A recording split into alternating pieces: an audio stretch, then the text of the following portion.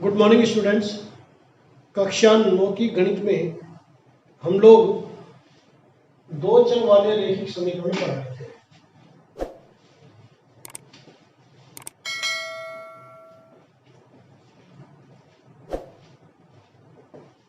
दो चर वाले रैखिक समीकरण।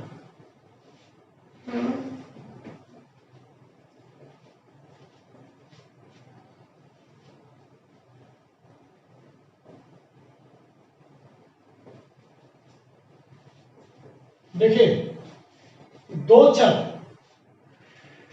यानी कि एक्स और वाई रैखिक, इनकी घात एक, गुणांक कुछ भी हो सकता है, यहाँ दो यहाँ तीन और बीच में प्लस या माइनस का निशान, या तो प्लस का या माइनस का। ये तो हो गया दो चर रैखिक समीकरण, इसका मतलब बराबर का चिन्ह, और यहां पर कोई भी अचर राशि 0, 1, 2, 5 कुछ भी, -2, -3 कुछ भी। दो चर वाले रैखिक समीकरण ये होते हैं। तो दो चर वाले रैखिक समीकरण का व्यापक रूप होता है, बताया था हमने, व्यापक रूप यानी कि जनरल फॉर्म, जिसको आप सूत्र भी कह सकते हैं, ax + by + c = 0। यानी एक्स के रूप में कोई संख्या होगी जहां ए कोई अंक हो सकता है होगा, वाई के रूप में संख्या होगी जहां इसका गुणांक बी होगा, बी भी कोई अंक है, और सी अचर पद है। सबका पक्षांतरण एक तरफ करके बराबर 0 किया तो ये बन गई दो चर वाली रैखिक समीकरण। अब है इसके हल। दो चर वाली रैखिक समीकरण कोई भी ले तो उसका हल निकालने के लिए एक चर का मान रखिए और दूसरे चर का मान पक्षांतरण की विधि द्वारा प्राप्त करो तो आपको इसके हल मिलेंगे। जैसे मान लीजिए प्रश्नावली में एक सवाल है,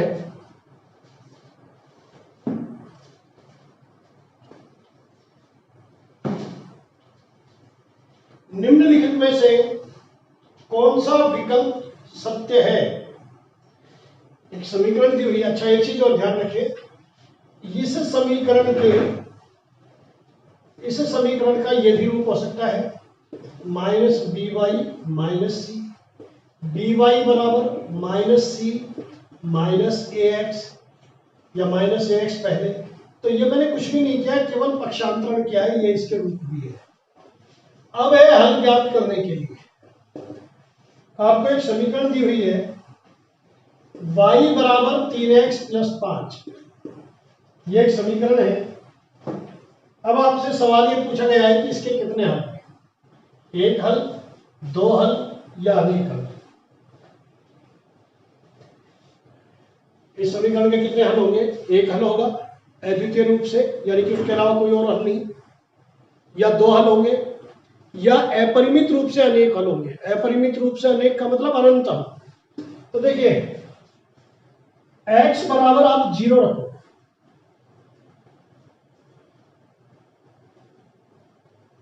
यदि x बराबर मैंने रखा 0 तो y क्या मिलेगा?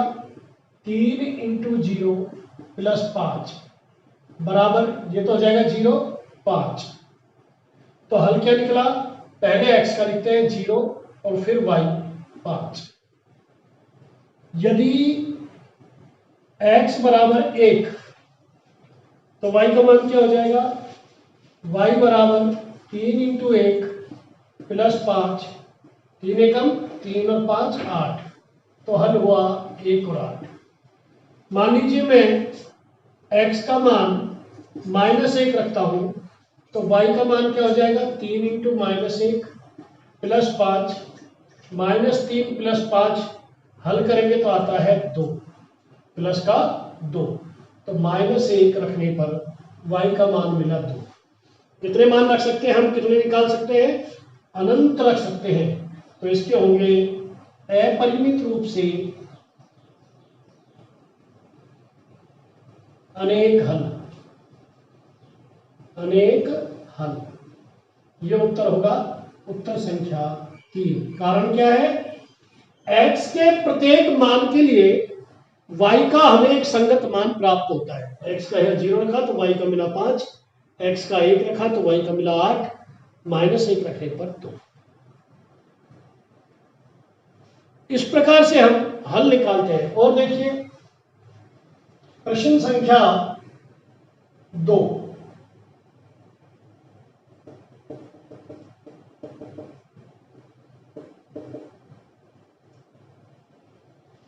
ये थी 4.1 का पहला सवाल।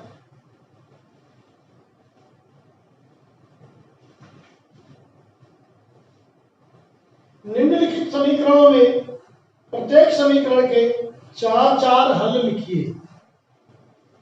प्रत्येक समीकरण के आपको 4 हल निकालने हैं।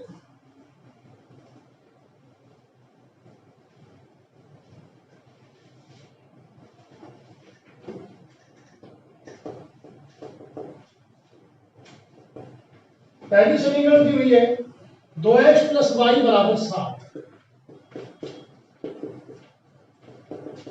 क्या करेंगे, एक चर को एक तरफ रखो, दूसरे का पक्षांतरण कर दो। हल ज्ञात करने के लिए y = 7 - 2x, 2x बदल जाएगा तो चिन्ह बदल जाएगा, इसको कहते हैं पक्षांतरण करना। अब x का मान रखिए, यदि x = 1 तो y बराबर क्या होगा, 7 - 2 × 1, 7 - 2 = 5। तो उत्तर आया 1 और 5। x का मान 2 रखिए, x = 2 तो y बराबर प्राप्त होगा 7 - 2 × 2, 7 - 4 = 3। तो मान हो गया 2 और 3। x = 0 रखिए, 0, y = 7 - 2 × 0, किसी भी संख्या को 0 से गुणा करेंगे तो 0, तो यह आया 7। 0 और 7, पहले आप x का मान रखेंगे, बाद में y का। यदि x = 3 तो y बराबर हुआ 7 - 2 × 3, 7 - 6 = 1, 3 और 1। ऐसे 4 मान हमने निकाले। एक प्रश्न और करा देता हूं, बाकी आप करना। πx + y = 9। πx, तीसरा सवाल बहुत आसान है, प्लस y = 9। तो क्या करेंगे, सबसे पहले तो पक्षांतरण y = 9 - πx। पाई एक संख्या है, ये अपरिमेय संख्या है। यहां क्या किया मैंने, पक्षांतरण करने पर। अब देखिए, यदि x = 0 तो y बराबर क्या हुआ, 9 - π × 0 = 9। ये तो 0 हो जाएगा, तो उत्तर आया 0 और 9, एक उत्तर। यदि x = 1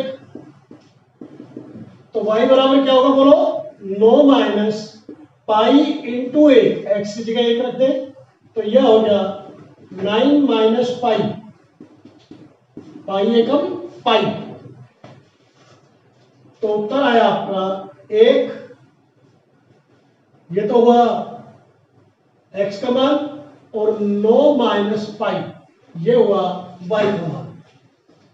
यदि x = 2 तो y = 9 - π × 2 = 9 - 2π। आप लिखेंगे 2, अगर रखें x का मान तो हमें y प्राप्त होता है 9 - 2π, कोमा अवश्य लगाएं। और यदि x = 3 तो y बराबर हमें प्राप्त होगा 9 - π × 3 = 9 - 3π, और हमारा आंसर हुआ 3 रखने पर 9 - 3π। ये 4 मान आ गए।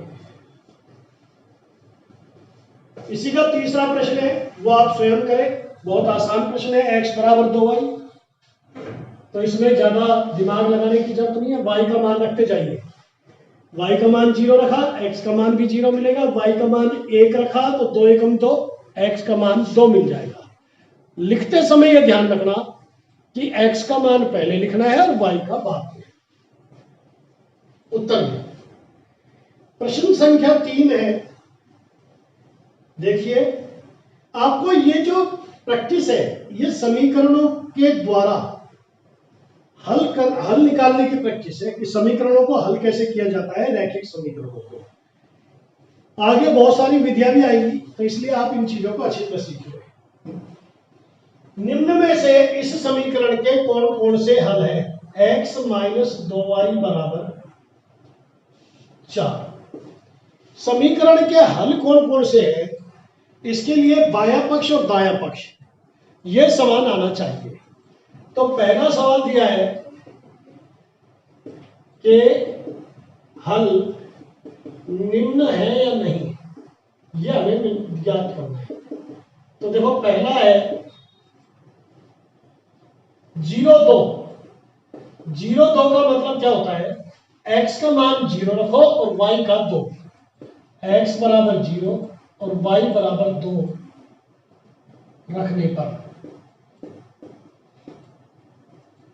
ठीक, x बराबर 0 y बराबर 2 रखिए मान।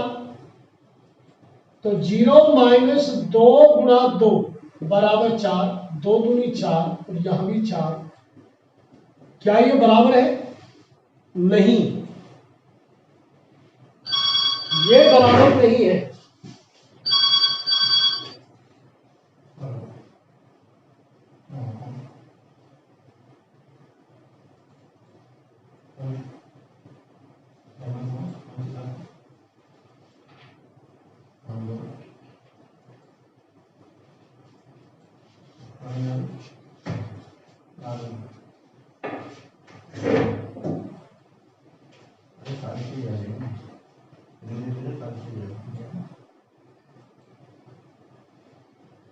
तो ये इसके हल नहीं है।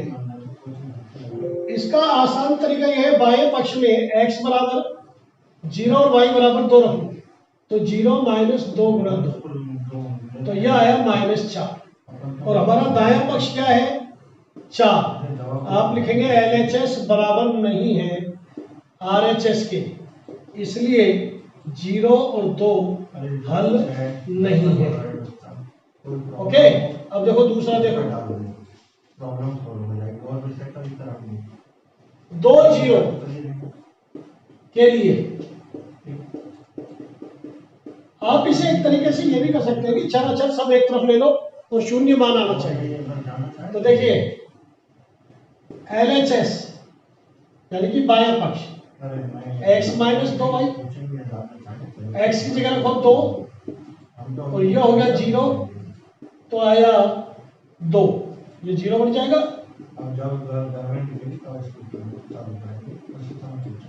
और दायां पक्ष क्या है हमारा?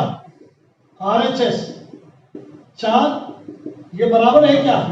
आप लिखेंगे 2 बराबर नहीं है 4 के, इसलिए ये भी हल नहीं है।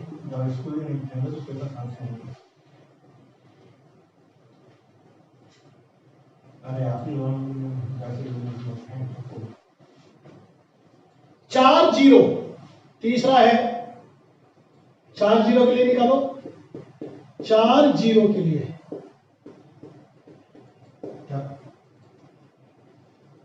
समझ में आएगा।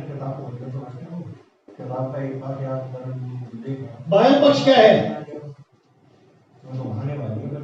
x माइनस 2y, 4 माइनस 2 गुणा 0, 4 माइनस 0 4, x की जगह 4 रखा, y की जगह 0, 4 तो आया, 2 को 0 से गुणा किया 0 और हल करेंगे तो 4। और दायां पक्ष भी हमारा क्या है? 4, ये बराबर आया LHS बराबर RHS, इसलिए 4 0 समीकरण का हल है। बाकी दोनों आपको करना है। 2 और है, एक और करा देता हूँ। वो निश्चित रूप से आपको डर लगेगा उसको देख करके सवाल को, क्योंकि अंडर रूट का आते ही आपके हाथ पैर फूल जाते हैं। अंडर रूट 2 4 अंडर रूट 2, इसके लिए ज्ञात करेंगे। सवाल है अपना x माइनस 2y, ये हमने बाया पक्ष ले लिया है। हल करें x बराबर अंडर रूट 2,